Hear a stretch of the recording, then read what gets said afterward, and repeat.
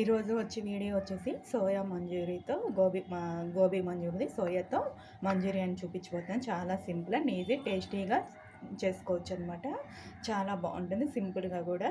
మనకి స్కూల్ నుంచి రాగానే పిల్లలు కూడా ఇష్టంగా తింటారు కదా, ఇలాంటివి చేసి పెట్టేస్తే. ఇంకా ప్రాసెస్ చూపిస్తారండి. మనం ప్రాసెస్ చూపిస్తున్నాను. ఇవ్వండి, మిల్ మేకర్లు వచ్చేసి ఇవి 50 గ్రాములు, 100 గ్రాములు ఉంటే మరిగ్గా తీసుకున్నాను. నేను తీసుకున్న కొలతలు మనం ముందుగానే వేడి నీళ్ళు ఇవ్వండి ఇట్లా పెట్టేసుకున్నాను అనమాట. కొంచెం గోరువెచ్చగా అయిన వెంటనే మనం మిల్ మేకర్ అనేది వేసేసుకున్నాం.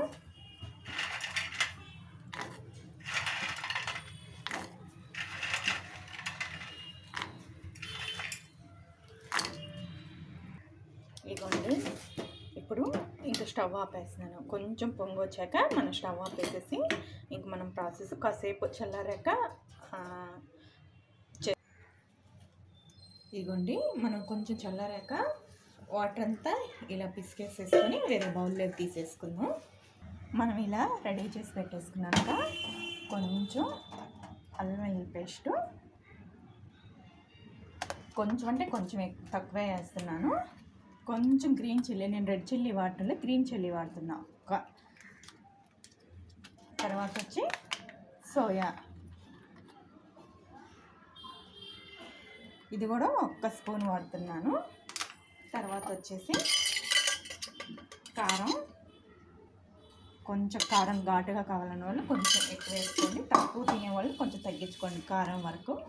సాల్ట్, తర్వాత వచ్చేసి కార్న్ఫ్లవర్, మనకి బ్యాటరీ కొంచెం సరిపోయేంత వరకు మిల్ మేకర్కి కొంచెం ఎక్కువ పడుద్ది కార్న్ఫ్లవరు. ఇప్పుడు మొత్తం ఇలా కలిపి మిక్స్ చేసి పెట్టేసుకున్నాం.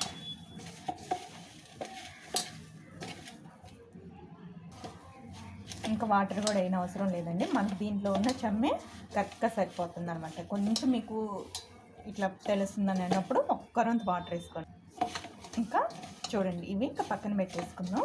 ఇప్పుడు బాండ్లు ఒక 5 నిమిషాలు, ఒక అర్ధగంట సేపు ఉంచుకోండి, లేదంటే ఫాస్ట్గా వేసుకోవాలంటే ఆయిల్ పోసేసుకుందాం. ఇంకా బాండ్ హీట్ ఎక్కిపోయేలోపు ఇవన్నీ చేసేసుకోవచ్చట. ఆయిల్ పెట్టేద్దాం. ఇప్పుడు ఆయిల్ హీట్ అయ్యేది కదా, నేను డీప్ ఫ్రై సరిపోయేంత ఆయిల్ పోస్తున్నాను.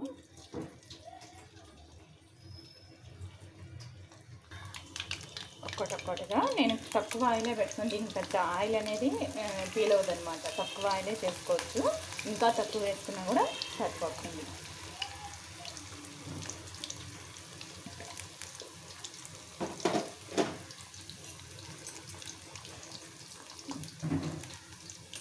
కొంచెం ఇట్లా కలుపుకోండి.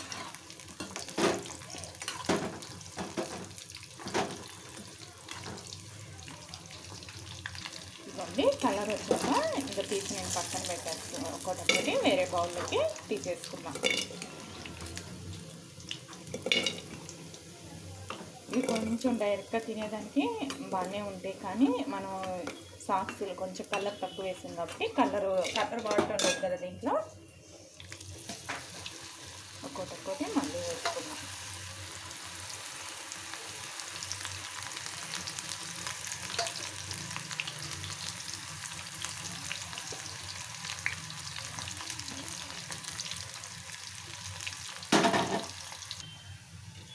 ఇంకా రెడీ అయిపోయి స్టవ్ ఆపేసేసుకొని ఒక్కొక్కటిగా తీసేసి, ఇదిగోండి అదే బాండెట్లో ఆయిల్ ఆన్ చేసుకొని నేను సన్నగా కట్ చేసుకున్న వెల్లుల్లి, అల్లం, సన్నగా కట్ చేసుకున్న అల్లం ఇవి కొంచెం వేగనిద్దాం.